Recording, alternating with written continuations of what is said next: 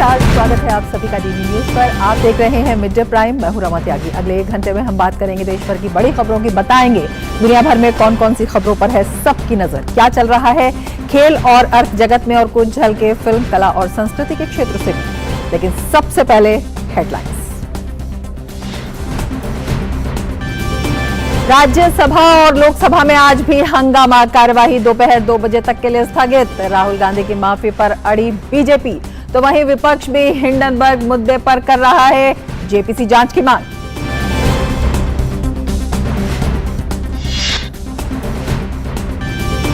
Bharatiya Janata party का राहुल गांधी पर तीखा हमला। किरण रिजिजू ने कहा, देश को गाली देने और बदनाम करने का किसी को अधिकार नहीं।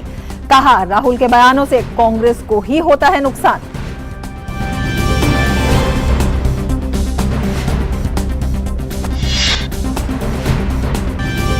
राष्ट्रपति द्रौपदी मुर्मू आज से केरल, तमिलनाडु और लक्षद्वीप की 6 दिवसीय दौरे पर। राष्ट्रपति आज आईएनएस विक्रांत का करेंगी दौरा। कोच्चि में आईएनएस द्रोणाचार्य को प्रदान करेंगी राष्ट्रपति ध्वज।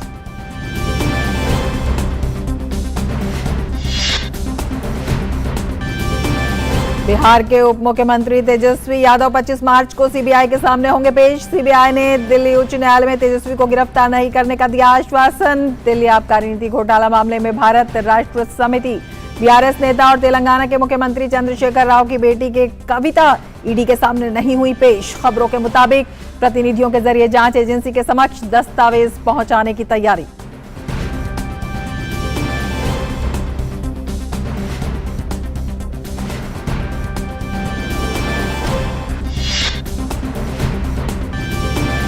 सिक्किम की राजधानी गंगटोक में आज से बिजनेस 20 बैठक की शुरुआत। सिक्किम को जैविक खेती, पर्यटन, फार्मास्यूटिकल्स और नवीकरणीय ऊर्जा क्षेत्र में अपनी आर्थिक क्षमता दिखाने का मिलेगा अवसर। वहीं अमृतसर में G20 एजुकेशन वर्किंग ग्रुप की बैठक में अनुसंधान और नवाचार पर जोर।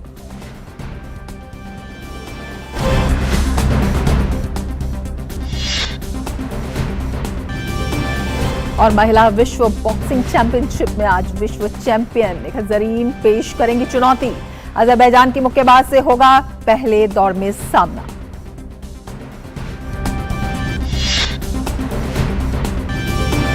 टेस्ट के बाद भारत और ऑस्ट्रेलिया के बीच कल से शुरू होगा वनडे सीरीज का रोमांच। पहला मुकाबला मुंबई में। रोहित शर्मा व्यक्तिगत कारणों से पहले वनडे में भारतीय टीम का नहीं होंगे हिस्सा। ऑस्ट्रेलिया की कमान स्टीवन स्मिथ के हाथों में।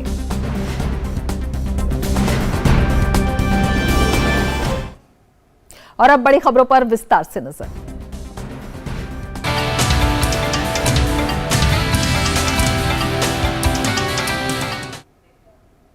बजट सत्र के दूसरे चरण के चौथे दिन आज भी दोनों सदन में हंगामे के साथ शुरुआत हुई। लोकसभा और राज्यसभा की कार्रवाई शुरू होते ही स्थगित कर दी गई। दोनों सदनों को दोपहर 2 बजे तक के लिए स्थगित कर दिया गया। लोकसभा में भाजपा सांसदों ने राहुल गांधी के बयान को लेकर माफी की मांग की। वहीं विपक्ष ने हिंडनबर्ग मुद्दे पर जमकर हंगामा किया।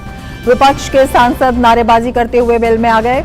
लोकसभा अध्यक्ष ने सदस्यों से संसद को सुचारू तौर पर चलाने का आग्रह किया।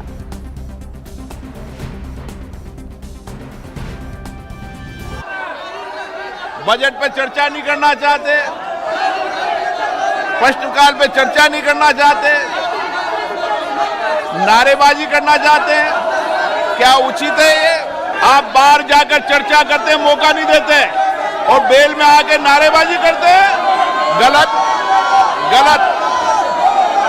संसद की मर्यादा होती है, हम मर्यादा को बनाए रखें। राहुल गांधी द्वारा विदेश में दिए गए बयानों पर भारतीय जनता पार्टी लगातार हमलावर बनी हुई है। भाजपा के वरिष्ठ नेता और केंद्रीय मंत्री किरण रिजिजू ने आज कांग्रेस नेता राहुल गांधी पर तीखा हमला किया। रिजिजू ने कहा कि किसी को भी देश को बदनाम करने का अधिकार नहीं है। कि लोगों ने कांग्रेस को नकार दिया है, राहुल गांधी को नकार दिया है, तो इसका मतलब ये नहीं होना चाहिए कि देश को ही बदनाम करे, हमारे लोकतंत्र व्यवस्था को गाली दे, हमारे पार्लियामेंट संसद को नीचा दिखाने के लिए विदेश में जाकर के अनाप शनाप बातें करे। ये हम कभी भी मंजूर नहीं करेंगे और हम चुपचाप नहीं बैठेंगे। रिजिजू ने कहा कि जनता ने कांग्रेस को पूरी तरह से नकार दिया है। उन्होंने कहा कि राहुल गांधी ने कांग्रेस पार्टी को बर्बाद कर पूरी तरह से डुबो दिया है। अगर कांग्रेस पार्टी को राहुल गांधी ने डुबा दिया, बर्बाद कर दिया, तो हमारे लिए ये कोई रुचि का विषय नहीं है। लेकिन अगर वो देश को डुबाने का काम करेगा, देश को नुकसान कराने का काम करेगा, तो इस देश का नागरिक होने के नाते हम चुपचाप नहीं बैठ सकते हैं। और हम लोकतंत्र के मंदिर में देश के लिए काम करते हैं। उस लोकतंत्र के पार्लियामेंट के मेंबर होने के नाते अगर हम चुपचाप बैठेंगे, कोई देश को गाली देगा, तो ये देश कभी माफ नहीं करेगा। किरण रिजिजू ने कहा कि राहुल गांधी संसद की गरिमा को गिरा रहे हैं। देश में राहुल गांधी सबसे अधिक बोलते हैं, लेकिन लंदन में जाकर उन्होंने बोला कि उन्हें बोलने नहीं दिया जाता है। कहा कि यहाँ कॉलेजों में, यूनिवर्सिटी में जाकर के वो भाषण भी नहीं दे सकते हैं। देश में कहीं भी जाकर के कुछ भी बात नहीं कर सकते हैं, रोक दिया जाता है। आप सबने देखा है, उन्होंने यात्रा किया, अपने ही विचार से मिलने वालों का एक झुंड लेकर के उन्होंने यात्रा किया और हर दिन सुबह शाम बोलते रहा, हर समय बोलते रहा। फिर विदेश में जाके बोलते हैं कि इंडिया में बोलने का आज़ादी नहीं है। देश के लिए ये एक बहुत ही दुखद समय है कि पार्लियामेंट का मेंबर, जिस पार्लियामेंट का खुद मेंबर है, वही उस पार्लियामेंट का गरिमा को गिराने का काम कर रहा है। केंद्रीय मंत्री अनुराग सिंह ठाकुर ने कहा कि दुनिया ने भारत के नेतृत्व को माना है, लेकिन कांग्रेस शायद ये मानने को तैयार नहीं है। कांग्रेस को संसद का अपमान नहीं करना चाहिए। आज दुनिया ने भारत के नेतृत्व को माना है, लेकिन शायद कांग्रेस मानने के लिए तैयार नहीं। लेकिन कम से कम संसद का अपमान तो ना करें, सांसदों का समय बर्बाद ना करें। और देश के बारे इस तरह के विचार रखना, ये दुर्भाग्य है जी। ये पार्टी जो खुद 60 साल सत्ता में रही और अब उनको भी विदेश में जाकर किसी ने ज्ञान दिया कि जब इंदिरा जी भी विदेश आई थी तब देश के बारे में कुछ नहीं कहा था। लेकिन आप उनसे ही कुछ सीख लीजिए। और ज्यादा जानकारी के लिए हमारे संवाददाता शैलेंद्र मिश्र हमारे साथ जुड़े हुए हैं। शैलेंद्र, संसद में लगातार हंगामा जारी है, क्या जानकारी आपके पास है?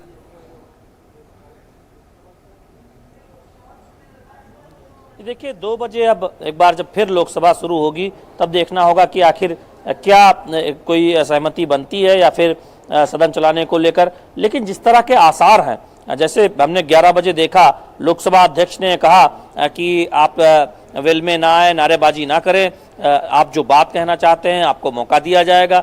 बावजूद इसके तमाम विपक्षी दलों के जो सांसद हैं वो हंगामा करते रहे। और हम जानते हैं कि इससे पहले कल लोकसभा अध्यक्ष ने प्ले कार्ड लहराने को लेकर चेतावनी भी दी थी उन सांसदों को जो प्ले कार्ड तख्तियां लेकर लोकसभा में आए थे और उसे लहरा रहे थे। तो दरअसल हम देख रहे हैं कि विपक्षी दल जहां अलग अलग मुद्दों पर हंगामा कर रहे हैं, वहीं सत्ता पक्ष की तरफ से राहुल गांधी की माफी की मांग को लेकर जो उन्होंने लंदन में बयान दिया था, लगातार सत्ता पक्ष ये कह रहा है कि राहुल गांधी को माफी मांगनी पड़ेगी, चूंकि उन्होंने संसद का अपमान किया है, देश की जनता का अपमान किया है। और साथ ही साथ अब तो ये भी कह रहे हैं कि राहुल गांधी जो खुद सांसद हैं वो खुद संसदीय परंपराओं का पालन नहीं करते, सांसद के तौर पर अपनी जिम्मेदारी का एहसास नहीं करते। आज संसद चलते हुए हम देखें, जब से बजट सत्र के दूसरे चरण की शुरुआत हुई और शुरुआती 3 दिनों में राहुल गांधी नजर नहीं आए। ये कहा गया कि वो बस विदेश दौरे से आने ही वाले हैं। तो निश्चित तौर पर हाजिरी को लेकर वो जितने उपस्थिति उनकी रहती है, काफ़ी कम उपस्थिति रहती है लोकसभा में सांसद के तौर पर, उस पर भी अब बीजेपी सवाल उठा रही है। तो हम देख रहे हैं कि टकराव बना हुआ। इस बीच तमाम विपक्षी दलों के सांसद ने संसद भवन परिसर में प्रदर्शन किया है। वो अडानी मुद्दे पर जेपीसी की मांग कर रहे हैं। और वहीं कांग्रेस की तरफ से ये कहा जा रहा है, मल्लिकार्जुन खड़गे हो या अधीर रंजन चौधरी हो, कि माफी का कोई सवाल ही नहीं है। तो हम देख रहे हैं कि एक टकराव की स्थिति दिखाई दे रही है और आसार कम ही है कि जब 2 बजे लोकसभा की कार्रवाई शुरू होगी तब सदन सुचारू रूप से चल पाएगा। इस बात के आसार कम ही है। आप नजर बना रखिए शैलेंद्र। फिलहाल शुक्रिया पूरी जानकारी के लिए। और मिड डे प्राइम में आगे बढ़ने से पहले लेते हैं एक ब्रेक। आप देखते रहिए टीवी न्यूज।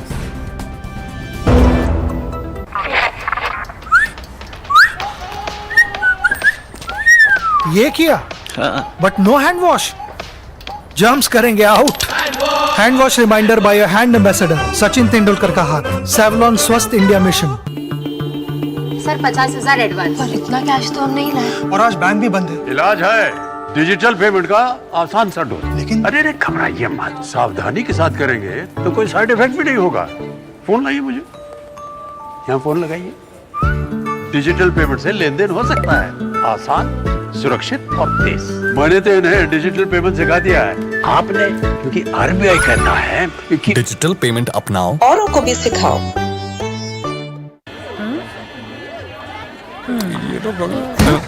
बुफे पे टूट पड़ो मेरे बाराती, बट पहले टूटो हैंड वॉश पे। Enjoy hand wash reminder by your hand ambassador Sachin Tendulkar का हाथ, सेवलॉन स्वस्थ इंडिया मिशन। ब्रेक के बाद फिर से आपका स्वागत है। आगे बढ़ते हैं, बात करते हैं ताजा खबर की।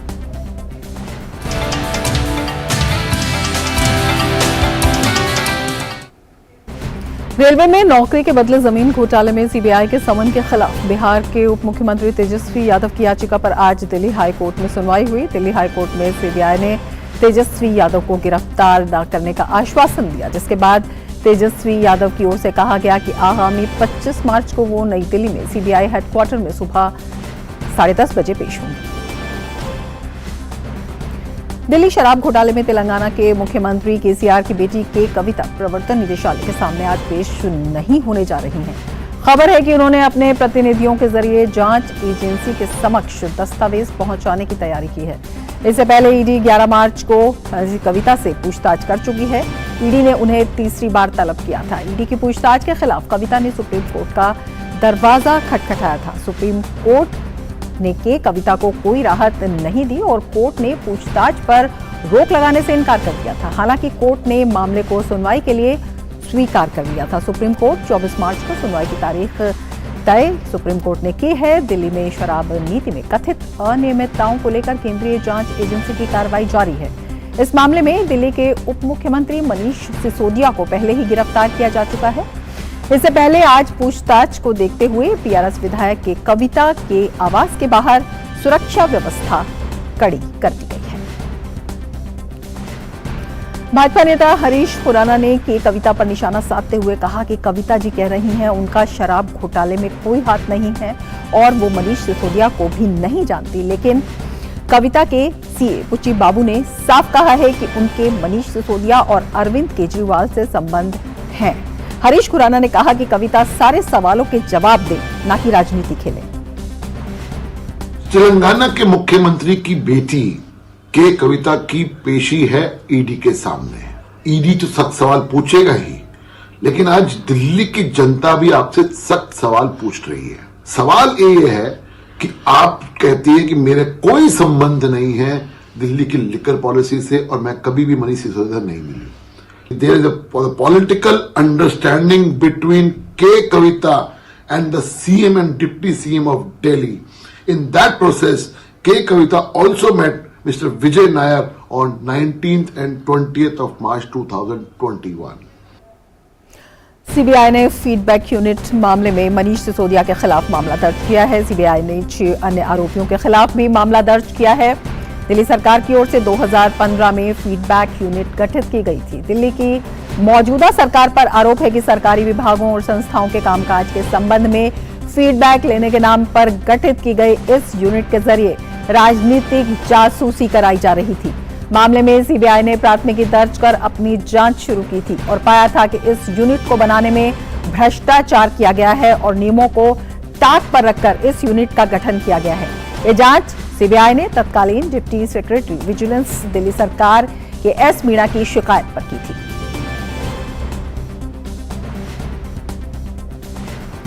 और हमारे संवाददाता नीरज सिंह हमारे साथ और ज्यादा जानकारी के साथ जुड़े हुए हैं। नीरज, आपसे यही जानना चाहेंगे कि विस्तार से इस पूरे मामले में अभी तक क्या कुछ कार्रवाई हुई है और क्या कुछ जानकारी आपको मिल पा रही है।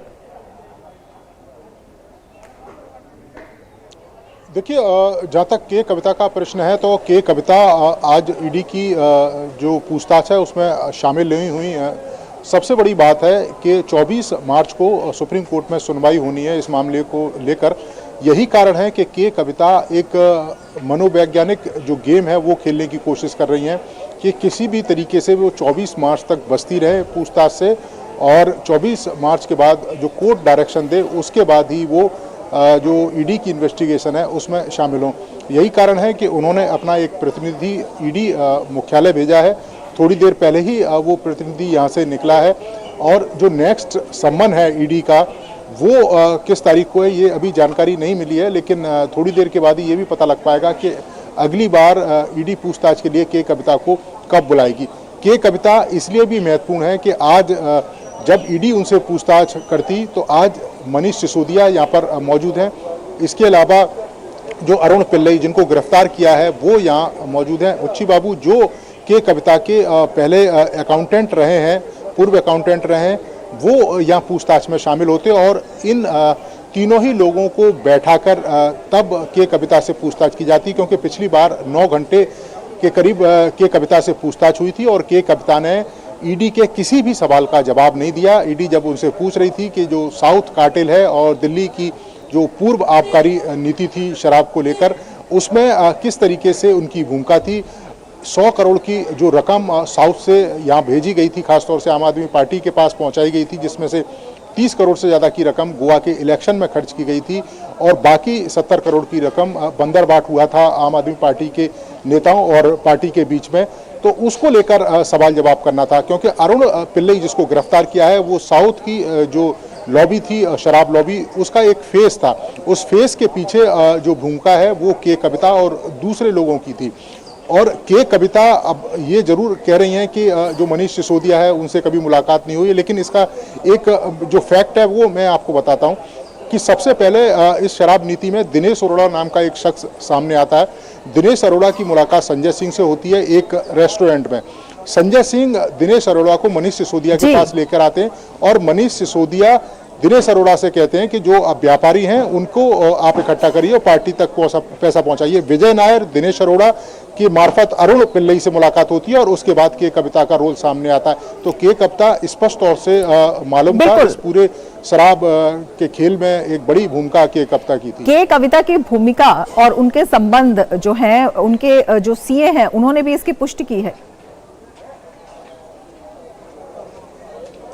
देखिए, बिल्कुल पुष्टि की है, और जब उनसे पूछताछ हुई थी अरुण पिल्लई से तो उन्होंने इस बात का जिक्र किया है। हालांकि बाद में वो अपनी बात से अदालत में ज़रूर मुकर रहे हैं कि मेरे से जानबूझकर डरा धमकाकर मेरे से पूछवाया गया, लेकिन जो तथ्य हैं उससे आप इनकार नहीं कर सकते, क्योंकि के कविता और समीर महेंद्रू इन दोनों में लिंक है। समीर महेंद्रू को गिरफ्तार किया है।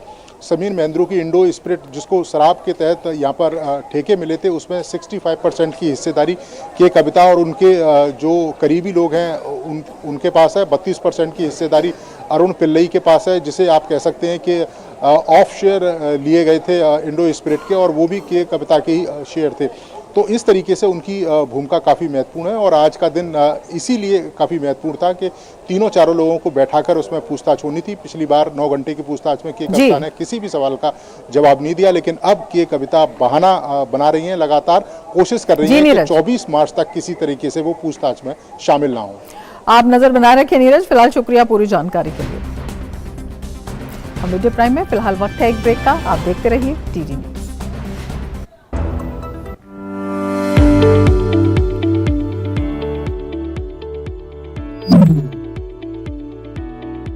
आज सुबह सुबह दुकान छोड़कर कहाँ जा रहे हो? मैं चला फूड सेफ्टी का लाइसेंस बनवाने। अब ये कौन सा नया लाइसेंस आ गया? नया नहीं भाई, बहुत जरूरी लाइसेंस है। ये लाइसेंस अब सभी खाद्य सामग्री का व्यापार करने वालों के लिए अनिवार्य है। परंतु मेरी दुकान और काम तो बहुत छोटा है, फिर भी मुझे ये लाइसेंस बनवाना पड़ेगा। तुमने बिल्कुल सही सवाल पूछा है। जिनका सालाना व्यापार 12 लाख रुपए से कम है उनके लिए रजिस्ट्रेशन की सुविधा है, और वो भी सिर्फ 100 रुपए के मामूली से शुल्क पर। और जिनका व्यापार 12 लाख रुपए से ज्यादा है वो 2000 रुपए के शुल्क पर लाइसेंस प्राप्त कर सकते हैं। अच्छा भाई, अब ये तो बताओ इस लाइसेंस या रजिस्ट्रेशन के फायदे क्या हैं हम लोगों के लिए? इसके बहुत से फायदे हैं, जैसे ये हमें कानूनी सुरक्षा प्रदान करता है, कस्टमर के बीच हमारी साख मजबूत करता है, जिससे हमारा व्यापार बढ़ता है, और सबसे जरूरी बात, खाद्य सुरक्षा को मजबूत बनाता है, जो हम सबकी एक जिम्मेदारी भी है। अरे वाह, एक लाइसेंस के इतने सारे फायदे! ये तो हम सभी खाद्य सामग्री बेचने वालों को तुरंत ले लेना चाहिए। रुको, मैं भी तुम्हारे साथ चलता हूँ। हाँ जरूर चलो, दोनों साथ चलते हैं। फूड सेफ्टी का रजिस्ट्रेशन या लाइसेंस आप खुद से ऑनलाइन भी अप्लाई कर सकते हैं, या फिर डिपार्टमेंट ऑफ फूड सेफ्टी जो मयूर भवन कनॉट प्लेस पर स्थित है के सुविधा केंद्र की मदद से भी अप्लाई कर सकते हैं। दिल्ली खाद्य संरक्षा विभाग द्वारा जनहित में जारी। चैम्प, मारते रहना है छक्का। हाँ। तो go home and hand wash पक्का। Hand wash reminder by your hand ambassador Sachin Tendulkar का हाथ। सेवलॉन स्वस्थ इंडिया मिशन। ब्रेक के बाद फिर से आपका स्वागत है और अब नजर डालते हैं अन्य राष्ट्रीय खबरों पर।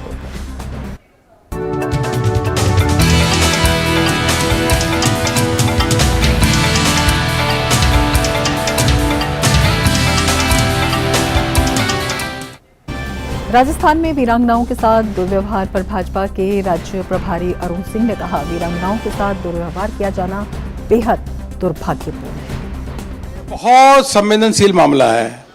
3 वीरांगनाएं जो हैं वह जाट, गुर्जर और मीना समाज की हैं, जिसको कांग्रेस के मंत्री जाकर के अलग अलग घोषणा करके आते हैं कि सड़क बनवा देंगे, हम शहीद का स्मारक बनवा देंगे, उसके अलावा स्कूल खोल देंगे। उसके बाद वो मुख्यमंत्री से मिलने जाती हैं, मुख्यमंत्री उनसे मिलते नहीं है, पुलिस दुर्व्यवहार करता है। G20 के शिक्षा वर्किंग समूह की अमृतसर में चल रही दूसरी बैठक का आज दूसरा दिन है। इस बैठक में शिक्षा से संबंधित मुद्दों पर चर्चा की जाएगी। दिन भर अलग अलग चरणों में शिक्षा के एजेंडे पर चर्चा होगी। बैठक में G20 देशों के प्रतिनिधियों के अलावा शिक्षा मंत्रालय में उच्च शिक्षा सचिव के कृष्णमूर्ति और IIT रोपड़ के निदेशक प्रोफेसर राजीव आहूजा समेत अन्य शिक्षाविद और अधिकारी मौजूद हैं। बैठक को देखते हुए सुरक्षा के कड़े प्रबंध किए गए हैं। इस 3 दिवसीय बैठक की मेजबानी शिक्षा मंत्रालय कर रहा है।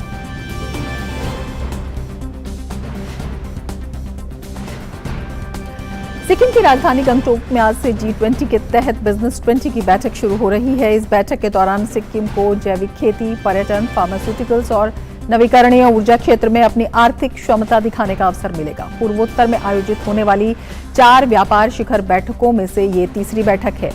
B20 आधिकारिक G20 संवाद का मंच है, जहां विश्व के व्यापारी समुदाय और संबंधित विशेषज्ञ अपने विचारों का आदान प्रदान करते हैं। B20 सम्मेलन में जैविक खेती के बारे में विशेष रूप से बातचीत की जाएगी। वहीं स्टार्टअप 20 बैठकें 18 और 19 मार्च को गंगटोक में आयोजित की जाएंगी। राष्ट्रपति द्रौपदी मुर्मू केरल, तमिलनाडु और लक्षद्वीप के अपने 6 दिवसीय दौरे के तहत आज कोची जाएंगी। देश के राष्ट्रपति का कार्यभार संभालने के बाद ये उनकी केरल और लक्षद्वीप की पहली यात्रा है। राष्ट्रपति आज कोचीन शिपयार्ड में तैयार हो रहे स्वदेश में निर्मित विमान वाहक बोट विक्रांत का दौरा करेंगी और INS द्रोणाचार्य को प्रेसिडेंट्स कलर प्रदान करेंगी। राष्ट्रपति कल कोल्लम में माता अमृतानंदमयी मठ जाएंगी। इसी दिन वे तिरुवनंतपुरम में उनके सम्मान में आयोजित होने वाले नागरिक स्वागत समारोह में भाग लेंगे। राष्ट्रपति 18 मार्च को विवेकानंद स्मारक और तिरुवल्लुवर की प्रतिमा पर श्रद्धांजलि अर्पित करेंगी और कन्याकुमारी में विवेकानंद केंद्र जाएंगी। उसी शाम वे कवरत्ती में उनके सम्मान में आयोजित होने वाले नागरिक अभिनंदन समारोह में भाग लेंगी। उसके अगले दिन 19 मार्च को राष्ट्रपति कवरत्ती में स्वयं सहायता समूहों के सदस्यों के साथ संवाद करेंगे। आंध्र प्रदेश और तमिलनाडु के आकांक्षी जिलों के सरकारी स्कूलों में 68 SC/ST मेधावी छात्रों का एक समूह आज से दिल्ली के 2 दिवसीय दौरे पर है। संसद के दौरे पर आए छात्रों ने यहां आने पर खुशी जताई और कहा कि ये उनके लिए एक सुनहरा मौका है। वहीं छात्रों के साथ उनके अध्यापकों ने भी संसद दौरे को बच्चों के लिए एक बड़ा अवसर बताते हुए कहा कि देश के सबसे बड़े संस्था के विषय में प्रत्यक्ष रूप से वहां जाकर उसे देखना बच्चों के लिए बड़े गर्व की बात है। इसके लिए हम सभी आयोजकों का धन्यवाद करते हैं। दरअसल वित्तीय साक्षरता के तहत वित्त मंत्री निर्मला सीतारमण के मार्गदर्शन में उनका ये टूर आयोजित किया गया है। इस समूह में 39 छात्र और 29 छात्राएं शामिल हैं। छात्रों के साथ उनके शिक्षक भी इस समूह में शामिल हैं। आंध्र प्रदेश के 3 आकांक्षी जिलों विजयनगरम, विशाखापट्टनम और वायएसआर और तमिलनाडु के 2 आकांक्षी जिलों रुदुंगर और रामनाथपुरम से ये छात्र आए हैं। अपने दौरे के दौरान छात्र प्रधानमंत्री नरेंद्र मोदी से भी बातचीत करेंगे और संसद भवन, प्रधानमंत्री संग्रहालय, राष्ट्रीय समर स्मारक और अक्षरधाम मंदिर का भी दौरा करेंगे। इसके अलावा छात्र वित्तीय साक्षरता पर आयोजित एक सत्र में भाग लेंगे। Really very good opportunity to my students. They are all from tribal area. Indian Bank वाला ये लोग organize this program. They took all the SC/ST students to the parliament. It's really great opportunity. Why? Because my constituency students, they don't know what is where is the Delhi, where is the Delhi, but they are in Delhi and they are in front of the parliament. Also, they are visiting the parliament.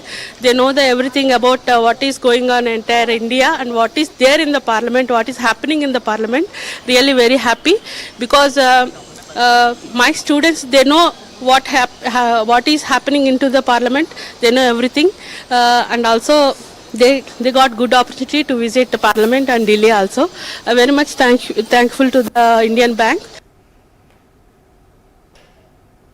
आगे बढ़ते हैं। असम के वित्त मंत्री अजंता नेग ने आज असम विधानसभा में अगले वित्तीय वर्ष 2023-24 के लिए 935 करोड़ रुपए घाटे का आम बजट पेश किया। सदन की कार्रवाई शुरू होने के बाद राज्य के वित्त मंत्री अजंता नेग ने वित्तीय वर्ष 2023-24 के लिए बजट पेश किया। इस बजट में अगले वित्तीय वर्ष में 935.23 करोड़ रुपए के घाटे का अनुमान लगाया गया है। राज्य की पहली महिला वित्त मंत्री नेग ने तीसरी बार बजट पेश किया है। इस बजट में स्वरोजगार, शिक्षा और गरीबी उन्मूलन पर विशेष जोर दिया गया है।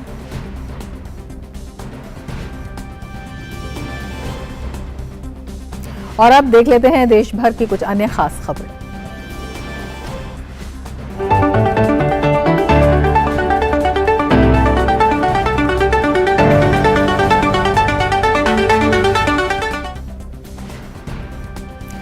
आज टीकाकरण दिवस है। इस अवसर पर स्वास्थ्य मंत्री डॉक्टर मनसुख मांडविया ने कहा कि राष्ट्रीय टीकाकरण दिवस पर पूरा देश हर बच्चे का टीकाकरण सुनिश्चित करने के लिए अग्रिम पंक्ति के स्वास्थ्य कर्मियों की कड़ी मेहनत को सलाम करता है। उन्होंने खुशी जताई कि भारत ने मिशन इंद्रधनुष के जरिए नियमित टीकाकरण को बढ़ाने में उल्लेखनीय प्रगति की है।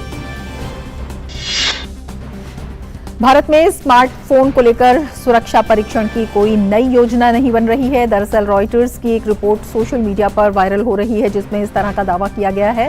सरकार की ओर से इस रिपोर्ट को झूठा और भ्रामक बताया गया है। कर्नाटक में अगले कुछ महीनों में विधानसभा के चुनाव होंगे। बीजेपी ने दोबारा सत्ता में अपनी वापसी के लिए रणनीति बना ली है। इसके तहत पार्टी यहां विजय संकल्प रथ यात्रा निकाल रही है जिसमें आज मध्य प्रदेश के मुख्यमंत्री शिवराज सिंह चौहान ने हिस्सा लिया। हाल ही में त्रिपुरा विधानसभा की धनपुर सीट से निर्वाचित बीजेपी विधायक प्रतिमा भौमिक ने विधायक पद से इस्तीफा दे दिया है। प्रतिमा भौमिक केंद्र में सामाजिक न्याय और सशक्तिकरण राज्य मंत्री हैं। नियम के अनुसार वो एक साथ विधायक और सांसद नहीं हो सकते, इसीलिए उन्होंने विधायक पद से इस्तीफा दिया है। अब धनपुर सीट पर उपचुनाव होगा। H3N2 इन्फ्लुएंजा वायरस का खतरा कुछ राज्यों में बढ़ रहा है। वायरस के प्रसार को देखते हुए पुदुचेरी में आज से 26 मार्च तक 8वीं कक्षा तक के सभी स्कूल बंद कर दिए गए हैं। H3N2 influenza virus acute respiratory distress syndrome है जिसके कारण बुखार से लेकर गंभीर निमोनिया की शिकायतें मिल रही हैं। लखनऊ में इन्फ्लुएंजा से बचाव के लिए अस्पतालों को निर्देश दिए गए हैं जिसके तहत लोक बंधु अस्पताल में H3N2 वायरस के लिए विशेष वार्ड स्थापित किया गया है। चिकित्सा अधीक्षक अजय शंकर त्रिपाठी ने कहा कि यह वायरस घातक नहीं है, इससे बचाव के लिए प्रोटोकॉल का पालन करने की जरूरत है। गर्मी के मौसम में बेजुबान जानवरों और पक्षियों की प्यास बुझाने के लिए कोयम्बटूर में एक सराहनीय पहल की गई है। यहाँ पुलिस प्रशासन ने लोगों को पानी के बर्तन वितरित किए ताकि सूरज की तपिश से परेशान बेजुबान अपनी प्यास बुझा सकें। और अब देख लेते हैं अर्थ जगत से जुड़ी खबरें।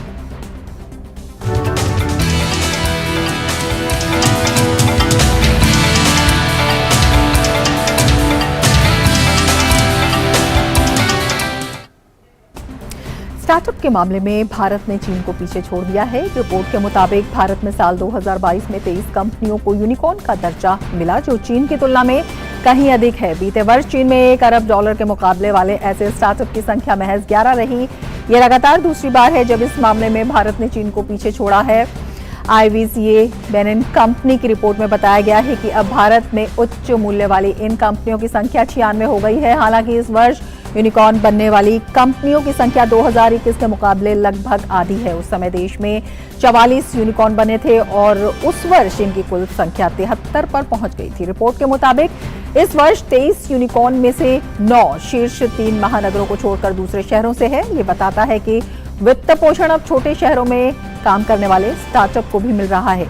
कुल वित्त पोषण में छोटे शहरों के स्टार्टअप को मिलने वाला वित्त पोषण 18% बढ़ गया है। इसमें कहा गया है कि 2022 में व्यापक आर्थिक अनिश्चितता और मंदी की आशंका बढ़ने से निवेश की गति प्रभावित हुई और देश में उद्यम पूंजी निवेश घट गया। प्रतिकूल परिस्थितियों के हावी होने से निवेश की गति साल की दूसरी छमाही में ज्यादा प्रभावित हुई। बेनिन कंपनी ने ये वार्षिक report Indian venture and alternate capital association के साथ मिलकर तैयार की है। इसमें कहा गया है कि घरेलू स्टार्टअप परिवेश में सौदे के मूल्य में 33% का संकुचन आने के बावजूद देश 23 यूनिकॉर्न जोड़ पाया है। बेनिन कंपनी में साझेदार अर्पण सेठ ने कहा कि आगे जाकर भी व्यापक आर्थिक प्रतिकूल परिस्थितियां वित्त पोषण को प्रभावित करेंगी, लेकिन 2023 में देश में और अधिक जुझारू परिवेश बनने की उम्मीद भी है। IVCA के अध्यक्ष रजत टंडन ने कहा कि उद्योग की दीर्घकालिक वृद्धि की संभावनाओं और अनिश्चितताओं को पार कर अवसरों की पहचान करने की उसकी क्षमता को लेकर हम आशावादी हैं।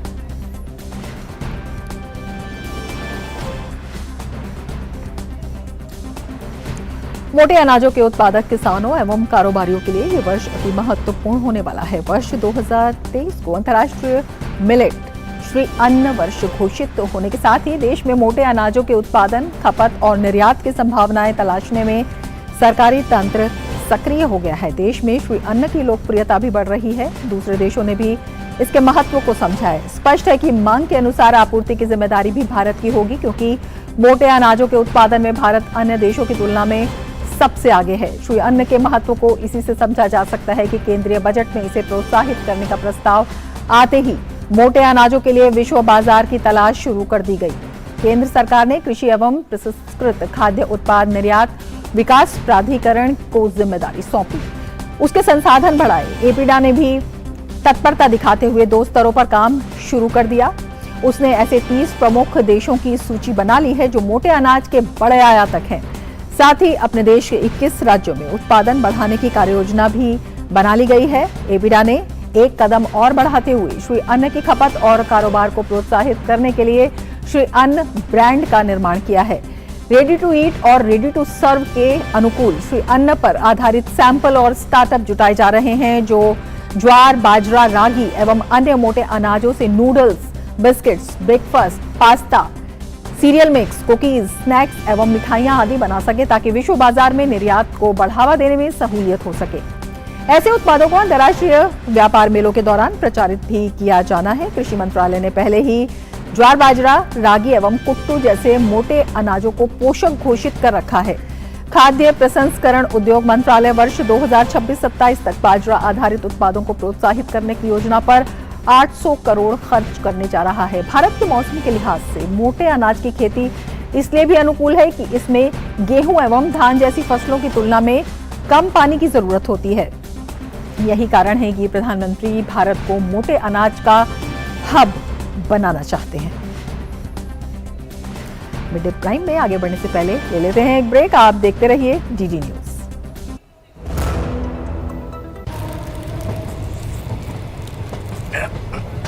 पैकेट हाथ धो के खोल हम सफर, नहीं तो you might suffer. Hand wash reminder by hand ambassador Sachin Tendulkar का हाथ। सेवलॉन स्वस्थ इंडिया मिशन। तेज गर्मी के दौरान दूसरों को मदद करना हमारी नैतिक जिम्मेदारी है। घर या ऑफिस में आते विक्रेता या वितरण कर्मियों को पानी पिलाएं। बाहर काम करने वालों के लिए घर या इमारत के बाहर पानी के मटके और ग्लास रखें। व्यक्ति या संस्थाएं पानी, छाछ या शरबत के प्याव बनाएं। आप टोपी, जूते, छाते इत्यादि का वितरण भी कर सकते हैं। धूप में सफर करते लोगों पे पानी का छिड़काव उनकी यात्रा को आरामदायी बनाएगा। लोगों को गर्मी से शरण लेने के लिए छाया वाली जगह बनाएं। पशु पक्षियों के जलपान के लिए मिट्टी के पात्रों का स्थापन करें। आपकी सहाय गर्मियों में राहत लाए। NDMA एवं IIPHG द्वारा जनहित में जारी। ब्रेक के बाद फिर से आपका स्वागत है और अब देखते हैं खेल जगत की खबरें।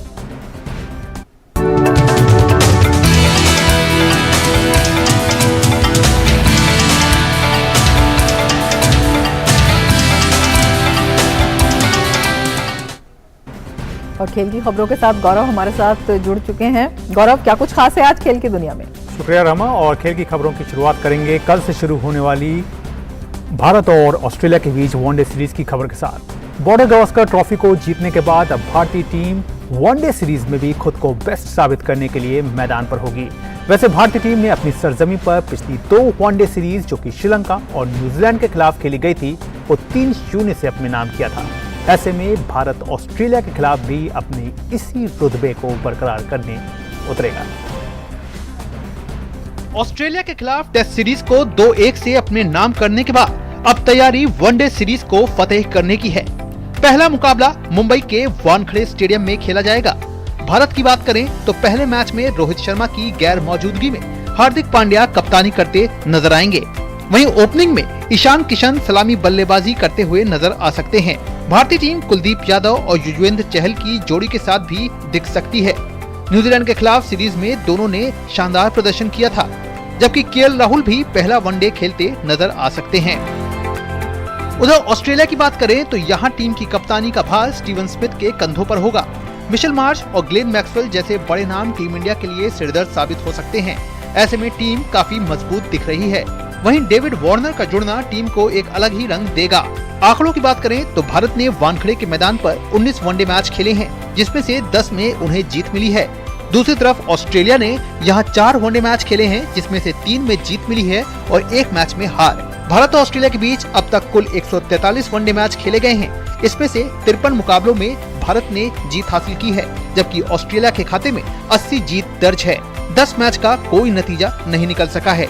भारतीय सरजमी पर दोनों टीमों के बीच अब तक कुल 64 मैच खेले गए हैं, जिसमें से भारत ने 29 मुकाबले जीते हैं, जबकि ऑस्ट्रेलिया ने 30। इस दौरान 5 मुकाबले बेनतीजा रहे हैं। कुल मिलाकर विश्व कप से पहले एक शानदार सीरीज सामने है, जहां जीत मनोबल को बढ़ाने वाली टॉनिक के रूप में सामने होगी। Sports desk, DD news. अब बात कर लेते हैं विमेंस प्रीमियर लीग की। विमेंस प्रीमियर लीग में आज होने वाले मुकाबले में दिल्ली कैपिटल्स का सामना गुजरात जायंट्स के साथ होगा। इस प्रतियोगिता में दिल्ली की टीम शानदार फॉर्म में है। उसने अब तक खेले गए 5 मुकाबलों में से 4 में जीत दर्ज की है, जबकि 1 में हार का मुंह देखना पड़ा है। वहीं दूसरी ओर गुजरात जायंट्स 5 मैचों में 4 हार के साथ अंक तालिका में सबसे निचले पायदान पर है। गौरतलब है कि पहले फेज में हुए मैच में दिल्ली की टीम ने गुजरात को 10 विकेट से करारी शिकस्त दी थी। वहीं रॉयल चैलेंजर्स बैंगलोर की बात कर लें तो रॉयल चैलेंजर्स बैंगलोर को वुमेन्स प्रीमियर लीग में आखिरकार अपनी पहली जीत मिल गई। गुरुवार को खेले गए मुकाबले में आरसीबी ने यूपी वॉरियर्स को 5 विकेट से हरा दिया। स्टार खिलाड़ियों से सजी स्मृति मंधाना की टीम को पिछले 5 मुकाबलों में हार का मुंह देखना पड़ा था। दूसरी ओर यूपी की 5 मुकाबलों में ये तीसरी हार है। उसे अब तक 2 जीत मिली है। युवा कनिका आहूजा और ऋचा घोष ने आरसीबी की जीत में अहम योगदान दिया। इस जीत के साथ आरसीबी ने तो खाता खोल लिया है, लेकिन उसे टूर्नामेंट में बने रहने के लिए बाकी बचे दोनों मैचों में जीत हासिल करनी होगी। साथ ही साथ टीम को दूसरी टीमों के नतीजों पर भी निर्भर रहना होगा। और अब बात करते हैं बॉक्सिंग की। आईबीए विश्व मुक्केबाजी चैंपियनशिप में आज भारत की पदक की सबसे बड़ी उम्मीद विश्व चैंपियन निखत जरीन अपने अभियान की शुरुआत करेंगी। निखत का पहले दौर में सामना अजरबैजान की इस्माइलोवा अनाखानिम से होगा। निखत 50 किलोग्राम भार वर्ग में ये चुनौती पेश करेंगी। वहीं साक्षी चौधरी 52 किलोग्राम भार वर्ग में उतरेंगी। उनका सामना कोलंबिया के मार्टिनेज मारिया जोस से होगा। इसके अलावा नुपुर और प्रीति भी अपनी चुनौती आज पेश करेंगी। अब बात कर लेते हैं बैडमिंटन की। All England badminton open championship में किदाम्बी श्रीकांत ने पुरुष एकल के पहले दौर में फ्रांस के खिलाड़ी टोमा जूनियर पापोव को हराकर अगले दौर में प्रवेश कर लिया है। कल खेले गए मुकाबले में किदाम्बी ने पापोव को 19-21, 21-14, 21-5 से मात दी। आज दूसरे दौर में किदाम्बी का सामना जापान के कोटाई नारोका से होगा। वहीं भारतीय शटलर एचएस प्रणॉय भी आज ऑल इंग्लैंड बैडमिंटन चैंपियनशिप में पुरुष एकल के दूसरे दौर के मुकाबले में खेलने उतरेंगे। राउंड ऑफ 16 के इस मुकाबले में प्रणॉय का सामना इंडोनेशियाई खिलाड़ी एंथोनी सिनिसुका से होगा। लक्ष्य सेन भी आज अपनी चुनौती पेश करेंगे। दूसरे दौर में उनका मुकाबला राउंड ऑफ 16 के इस मैच में लक्ष्य की भिड़ंत डेनमार्क के खिलाड़ी एंडर्स एंटोनसन से होगी। वहीं महिला युगल में भारत की गायत्री गोपीचंद और त्रिशा जॉली ने शानदार शुरुआत करते हुए दूसरे दौर में स्थान बना लिया है। भारतीय जोड़ी ने पहले दौर में विश्व की 8वें नंबर की थाईलैंड की जोड़ी को 24-18, 21-14 से हराया। दूसरे दौर में आज इस भारतीय जोड़ी का मुकाबला जापानी युगल से होगा। हालांकि महिला एकल में पीवी सिंधु को निराशा हाथ लगी है। उन्हें पहले ही दौर में हार का मुंह देखना पड़ा। चीन की झांग यी मान ने सिंधु को पहले मैच में ही 21-17, 21-11 से हरा दिया। देश की स्टार बैडमिंटन पुरुष जोड़ी सात्विक साईराज और चिराग शेट्टी आज दूसरे दौर के मुकाबले में चीनी युगल से भिड़ेंगे। बैडमिंटन के बाद अब रुक कर लेते हैं हॉकी का। भारतीय हॉकी टीम ने FIH प्रो लीग के दूसरे चरण के मैच में बुधवार को पेनल्टी शूटआउट में जीत दर्ज कर दूसरी बार ऑस्ट्रेलिया को शिकस्त दी। नियमित समय के दौरान दोनों टीमें 2-2 की बराबरी पर थीं। अनुभवी गोलकीपर प्रिया श्रीजेश ने शूटआउट में शानदार प्रदर्शन किया, जिसे भारत ने 4-3 से अपने नाम किया। बिरसा मुंडा स्टेडियम में लगातार चौथी जीत के साथ ही भारतीय टीम ने अंक तालिका में शीर्ष पर अपनी स्थिति मजबूत कर ली है। भारत के लिए विवेक सागर प्रसाद और सुखजीत सिंह ने निर्धारित समय में गोल किए, जबकि ऑस्ट्रेलिया के लिए नैथन एफ्राम्स ने दोनों गोल दागे। तो रोमा, ये थी खेल जगत से जुड़ी हुई तमाम बड़ी खबरें, लेकिन वापस एक बार फिर से आपके पास। धन्यवाद गौरव, तमाम खबरों की जानकारी के लिए। और अब बात उन खबरों की जो दुनिया भर में सुर्खियों में छाई हुई हैं।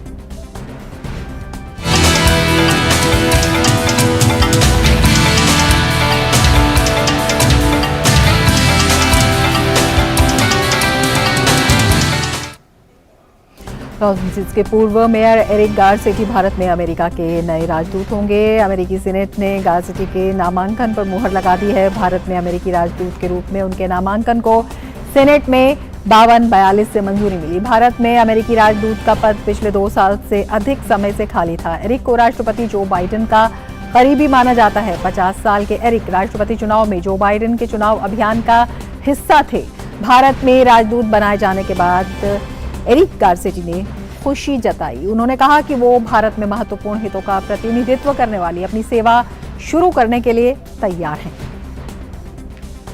अमेरिकी सीनेट ने भारतीय मूल के अमेरिकी नागरिक रवि चौधरी को यूएस एयरफोर्स का असिस्टेंट सेक्रेटरी यानी सहायक सचिव बनाया है।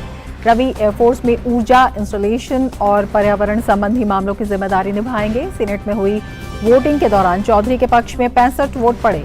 29 सदस्यों ने उनके खिलाफ वोट डाला। उन्हें पेंटागन, अमेरिकी सेना मुख्यालय में टॉप सिविलियन लीडरशिप के पदों में से एक पद मिला है। चौधरी वायुसेना के सहायक सचिव बनने वाले पहले भारतीय मूल के अमेरिकी नागरिक हैं। वे मिनेपोलिस में रहने वाले हैं। रवि चौधरी अब तक फेडरल एविएशन एडमिनिस्ट्रेशन के वाणिज्यिक अंतरिक्ष परिवहन मिशन के समर्थन में उन्नत विकास और अनुसंधान कार्यक्रमों के निष्पादन की भी जिम्मेदारी निभा चुके हैं। रवि चौधरी ने अमेरिकी वायुसेना में 1993 से 2015 तक पायलट के रूप में एक्टिव ड्यूटी की है।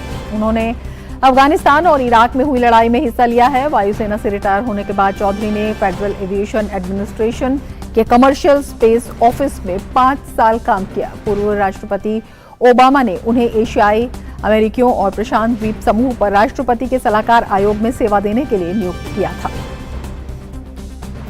अमेरिका में सी ड्रैगन 23 अभ्यास आयोजित किया जा रहा है। भारतीय नौसेना का दल अभ्यास में भाग लेने के लिए अमेरिका के गुआम पहुंच चुका है। 15 मार्च से 30 मार्च तक आयोजित इस अभ्यास में भारत और अमेरिका के साथ जापान, कनाडा और दक्षिण कोरिया की नौसेना भी शामिल है। अभ्यास का उद्देश्य मैत्रीपूर्ण नौसेनाओं के बीच तालमेल और समन्वय को बढ़ावा देना है। सी ड्रैगन एक अमेरिकी नेतृत्व वाला बहुराष्ट्रीय अभ्यास है, जिसे हिंद प्रशांत क्षेत्र में पारंपरिक और गैर पारंपरिक समुद्री सुरक्षा चुनौतियों के जवाब में एक साथ संचालित करने के लिए आयोजित किया जाता है। दुनिया में अफगानिस्तान सर्वाधिक आतंक प्रभावित देश है, किंतु आतंकवाद के कारण हुई मौतें अफगानिस्तान से ज्यादा पाकिस्तान में हुई हैं। ऑस्ट्रेलिया स्थित Institute for Economics and Peace की वार्षिक ग्लोबल टेररिज्म इंडेक्स रिपोर्ट के आंकड़े बताते हैं कि अफ्रीकी देश बुर्किना फासो में वर्ष 2022 में सर्वाधिक लोग आतंक का शिकार होकर मारे गए। वर्ष 2022 में दुनिया भर में आतंकवाद की स्थितियों का आकलन कर वर्ष 2023 की ग्लोबल टेररिज्म इंडेक्स रिपोर्ट जारी की गई है। इस रिपोर्ट के मुताबिक आतंकवाद प्रभावित देशों में अफगानिस्तान पहले स्थान पर है, बुर्किना फासो दूसरे, सोमालिया तीसरे, माली चौथे और सीरिया पांचवें स्थान पर है। पाकिस्तान आतंकवाद प्रभावित देशों की सूची में छठे स्थान पर है, किंतु आतंकवादी घटनाओं में मारे गए लोगों की संख्या वहां अफगानिस्तान से ज्यादा और वैश्विक स्तर पर दूसरे स्थान पर है। पाकिस्तान में वर्ष 2022 में आतंकी घटनाओं में 643 लोगों की मौत हुई, जो बीते साल की 292 मौतों के मुकाबले करीब 120% ज्यादा है। पाकिस्तान में आतंकी घटनाओं में मरने वाले लोगों में 55% सेना या पुलिस के जवान हैं। रिपोर्ट के अनुसार साल 2007 से 2022 तक पाकिस्तान में आतंकी हमलों में 14,920 लोगों की मौत हुई। ग्लोबल टेररिज्म इंडेक्स की रिपोर्ट में अफगानिस्तान को सबसे ज्यादा आतंकवाद प्रभावित देश तो बताया गया है, किंतु अफगानिस्तान में आतंकी घटनाओं से होने वाली मौतों में 58% कमी होने की बात कही गई है। अफगानिस्तान में वर्ष 2022 में आतंकी घटनाओं में 633 लोगों की मौत हुई, जबकि 2021 में यह आंकड़ा 1499 था। रिपोर्ट के अनुसार 2022 में इस्लामिक स्टेट और अंसार सबसे सक्रिय आतंकी संगठन के रूप में उभरा है। अफगानिस्तान में इस आतंकी संगठन ने 2022 में 422 लोगों की हत्याएं की। आतंकी घटनाओं से होने वाली मौत के मामले में अफ्रीकी देश बुर्किना फासो पहले स्थान पर है, जहां 2022 में आतंकी घटनाओं में 1135 लोगों की मौत हुई। बुर्किना फासो में ऐसी ही घटनाओं में 2021 में 759 लोगों की मौत हुई थी। श्रीलंका इन दिनों आर्थिक संकट का सामना कर रहा है। श्रीलंका की अर्थव्यवस्था को अब तक के सबसे खराब आर्थिक संकट का सामना करना पड़ रहा है। श्रीलंका में भोजन, ईंधन, दवाओं और उर्वरकों जैसी आवश्यक वस्तुओं की आपूर्ति कम हो गई है। IMF श्रीलंका को $2.9 बिलियन का ऋण देने के लिए सोमवार को एक बैठक करेगा। वहीं जनगणना और सांख्यिकी विभाग के अनुसार वर्ष 2022 में भी श्रीलंका की अर्थव्यवस्था आर्थिक चुनौतियों से भरी रही। विभाग ने कहा कि वर्ष 2022 में अर्थव्यवस्था में सबसे खराब हाल चौथी तिमाही में देखा गया, जिसमें 12.4% मंदी दर्ज हुई। उद्योग क्षेत्रों का हाल भी काफी बेहाल रहा। उद्योग क्षेत्र को 16% मंदी का सामना करना पड़ा। श्रीलंका में बिजली संकट के अलावा सामाजिक अशांति और विदेशी मुद्रा की कमी ने भी आपूर्ति श्रृंखला को प्रभावित किया। श्रीलंका के 75वें स्वतंत्रता दिवस समारोह के अवसर पर राष्ट्रपति रानिल विक्रमसिंघे ने कहा था कि इस साल भी अर्थव्यवस्था में 3.5 से 4% तक की गिरावट आ सकती है, लेकिन अगले साल से अर्थव्यवस्था में सकारात्मक वृद्धि आएगी। रोहिंग्या मुसलमानों की घर वापसी के लिए म्यांमार की टीम बांग्लादेश के शरणार्थी शिविरों का दौरा कर रही है। ये टीम घर वापसी की पायलट परियोजना के तहत वापस लौटने वाले संभावित रोहिंग्याओं का सत्यापन करेगी। हालांकि अभी तक ये स्पष्ट नहीं हो पाया है कि घर वापसी कब होगी। RRRC के ऑफिस के अनुसार पायलट परियोजना में 8 लाख में से 1140 ऐसे रोहिंग्याओं की सूची बनाई गई है जिन्हें वापस भेजा जाना है। इनमें से 711 को मंजूरी मिल गई है। शेष 229 पर अभी कार्रवाई की जा रही है। रोहिंग्या शरणार्थियों को म्यांमार वापस भेजने के पहले के प्रयासों का कोई नतीजा नहीं निकला, क्योंकि रोहिंग्याओं ने रखाइन में सुरक्षित और सम्मानजनक वापसी की गारंटी के बिना म्यांमार वापस जाने से इनकार कर दिया है। म्यांमार का 1982 का नागरिकता कानून रोहिंग्याओं को नागरिक अधिकारों से इनकार करता है, क्योंकि ये म्यांमार के मूल निवासी कुछ जातीय समूहों को ही नागरिकों के रूप में मान्यता देने की अनुमति देता है। फिलहाल बांग्लादेश में विशेष रूप से कॉक्स बाजार इलाके में 10 लाख से अधिक रोहिंग्या मुस्लिम शरणार्थी शिविरों में रह रहे हैं। 30,000 से अधिक रोहिंग्या शरणार्थियों को अजनचार के नए शिविर में स्थानांतरित किया गया है। आपको बता दें कि अगस्त 2017 में म्यांमार की सैन्य कार्रवाई शुरू होने के बाद 7.5 लाख से अधिक रोहिंग्या म्यांमार से भाग गए थे। अमेरिकी ड्रोन और रूसी फाइटर जेट में टक्कर के बाद दोनों देशों में तनाव बढ़ गया है। इस मुद्दे पर रूस की रक्षा मंत्री और अमेरिका के रक्षा मंत्री के बीच फोन पर बातचीत भी हुई है। बातचीत के बाद अमेरिका के रक्षा मंत्री ने कहा कि जहां तक अंतर्राष्ट्रीय कानून इजाजत देंगे वहां तक अमेरिका के विमान उड़ान भरेंगे। अमेरिका ने रूस को चेतावनी भी दी है कि वो सावधानी से अपने विमानों का संचालन करे। ड्रोन गिराने की घटना को अमेरिका ने रूस की लापरवाही और गलत रवैया करार दिया है। वहीं रूसी रक्षा मंत्री सरगेई सोइगु ने कहा कि अमेरिका के रणनीतिक ड्रोन का क्रीमिया के तट पर उड़ान भरना उकसावे की कार्रवाई है। रूस ने कहा कि अगर उकसावे की कार्रवाई जारी रही तो उसका कड़ा जवाब दिया जाएगा। सीरिया के राष्ट्रपति बशर अल असद रूस के दौरे पर हैं। सीरियाई राष्ट्रपति ने क्रेमलिन में रूस के राष्ट्रपति व्लादिमीर पुतिन से मुलाकात की। सीरिया के राष्ट्रपति ने यूक्रेन में संघर्ष की स्थिति पर अपना समर्थन जताया। सीरियाई राष्ट्रपति ने कहा कि यूक्रेन में रूस नव नाजियों के लिए भी लड़ रहा है। वहीं रूसी राष्ट्रपति ने रूसी सशस्त्र बलों का सहयोग करने के लिए सीरियाई राष्ट्रपति का आभार जताया। व्लादिमीर पुतिन ने कहा कि हमने आतंकवाद के खिलाफ लड़ाई में महत्वपूर्ण परिणाम हासिल किए, जिससे सामाजिक, आर्थिक और आंतरिक राजनीति की स्थिति को स्थिर किया जा सकता है। भूकंप के बाद अब तुर्की बाढ़ की चपेट में है। तुर्की के 2 प्रांतों में मूसलाधार बारिश के कारण आई बाढ़ से कम 10 लोगों की मौत हो गई और हजारों लोग बेघर हो गए हैं।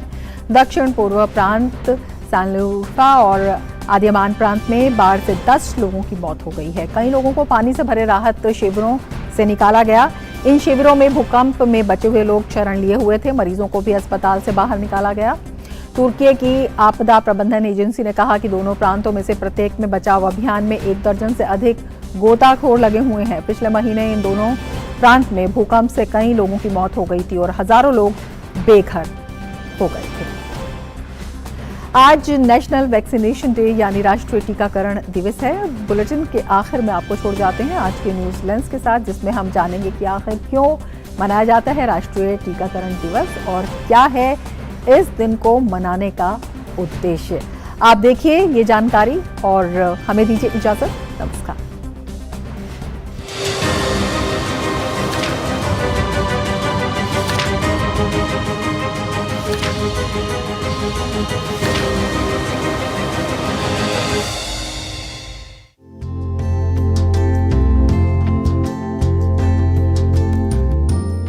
हमारे आसपास मौजूद वायरस और बैक्टीरिया अक्सर हमें अपनी चपेट में लेकर बीमार कर देते हैं। ऐसे में वैक्सीनेशन इन संक्रामक बीमारियों से हमें सुरक्षा प्रदान करता है।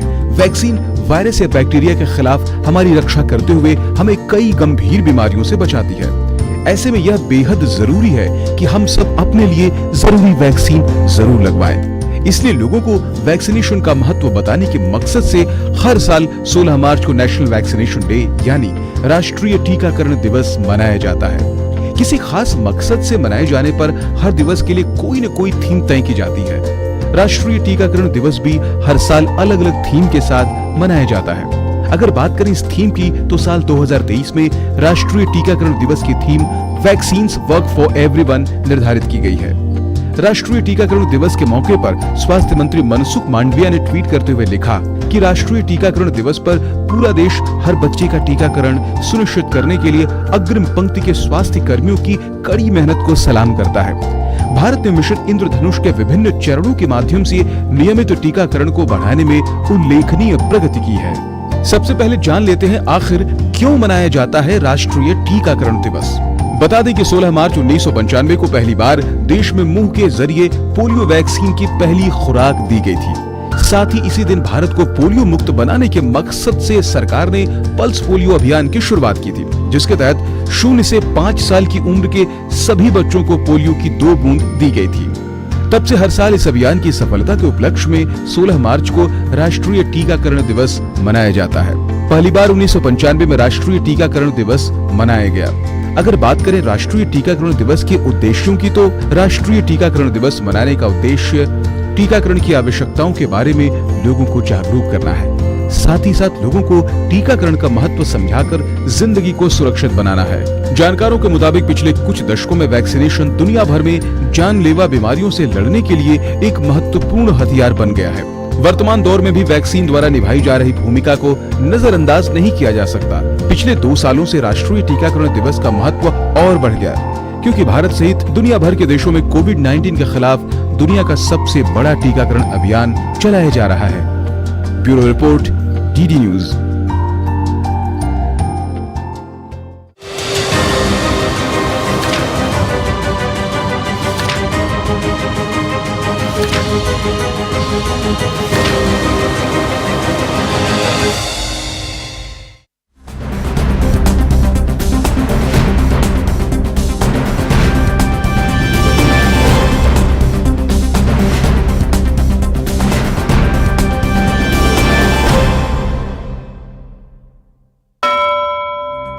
वित्तसत्रस्य द्वितीयचरणात्मकस्य अद्य चतुर्थं दिनम् अस्ति। द्वयोः सदनयोः अद्यापि कार्यारम्भः कोलाहलेनैव आरब्धः, येन लोकसभा राज्यसभयोः कार्यजातम् आरम्भे एव स्थगितम्। इत्थं सदनद्वयमपि मध्याह्नं 2 वादनं यावत् स्थगितम् अस्ति। लोकसभायां भाजपा सांसदाः राहुल गान्धेः वक्तव्ये क्षमायाचनाय उक्तवन्तः। विपक्षेण तावत् हिण्डनबर्ग प्रकरणे महान् कोलाहलः आचरितः।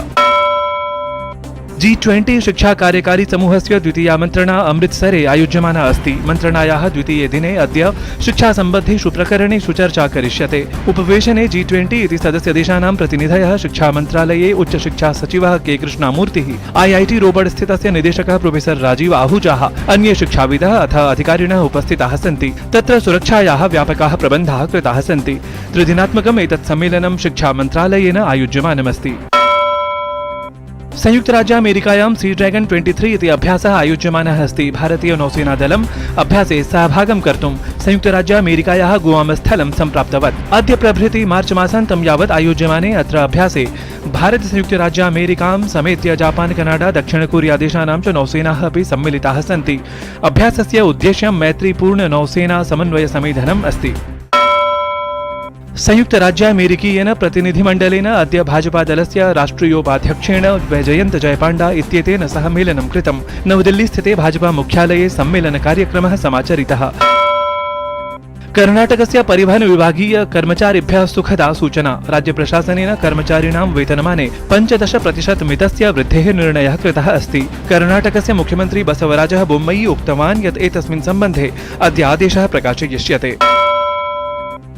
आन्ध्रप्रदेशस्य तमिलनाडोः च आकांक्षि जनपदानां प्राशासनिक विद्यालयानाम् 68 संख्याकानाम् अनुसूचित जाति जनजातीनां मेधायुत छात्राणाम् एकः समूहः अद्य आरभ्य दिल्ल्याः 2 दिवसीय यात्रायाम् अस्ति। वित्तीय साक्षरतान्तर्गतं वित्तमन्त्री पदासीनायाः निर्मला सीतारमणवर्यायाः मार्गदर्शने तेषाम् इयं यात्रा आयोज्यमाना अस्ति। अस्मिन् समूहे 39 बालकाः 29 बालिकाश्च सम्मिलिताः सन्ति।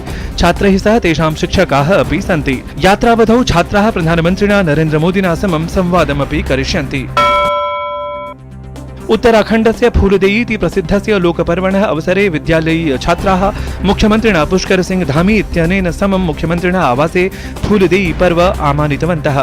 अत्रान्तरे शिक्षामन्त्री डॉक्टर धनसिंह रावतः अपि उपस्थितः आसीत्। एतस्मिन् पर्वणि बालाः स्थाल्यां पुष्पाणि, तण्डुलानि, गुडं च स्थापयित्वा आवासद्वाराणि उपेत्य तद्गृहस्य सर्वविध समृद्धतां प्रार्थयन्ति। दिल्ल्याः मदिरानीति भ्रष्टाचार प्रकरणे प्रवर्तन निदेशालयेन पुनरपि परिपृच्छा करिष्यते। ततः पूर्वं परं BRS इत्येतस्याः नेत्र्याः के कवितायाः आवासे सुरक्षा व्यवस्था सुदृढा कृता अस्ति। अवधेयास्पदम् एतत् यत् गतसप्ताहे अपि प्रवर्तन निदेशालयेन कवितया सह परिपृच्छा कृता आसीत्।